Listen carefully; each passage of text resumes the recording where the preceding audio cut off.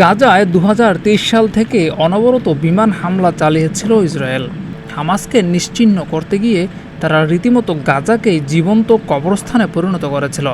গাজায় সমস্ত ভবন তারা ধ্বংস করার মিশনে নেমেছিল। ইসরায়েলের এই হামলা থেকে বাদ যায়নি হাসপাতাল, মসজিদ, স্কুল কিংবা আশ্রয়কেন্দ্র। এর মধ্যে মসজিদগুলো যেন নিশ্চিহ্ন করে দেওয়ার মিশনে নেমেছিল তারা।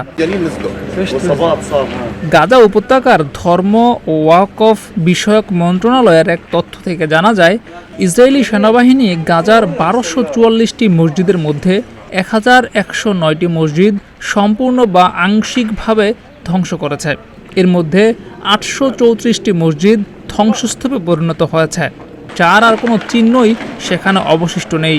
২৭৫টি মসজিদ মারাত্মকভাবে ক্ষতিগ্রস্ত হয়েছে, এমনভাবে ক্ষতিগ্রস্ত হয়েছে সেগুলো এখন থাকলেও ব্যবহারের উপযোগী নয়।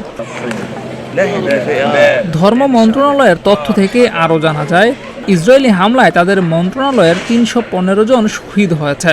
এই খাতে ক্ষয়ক্ষতির পরিমাণ $৫০ কোটিরও বেশি। জিয়াউর রহমান, প্রতিদিনের বাংলাদেশ।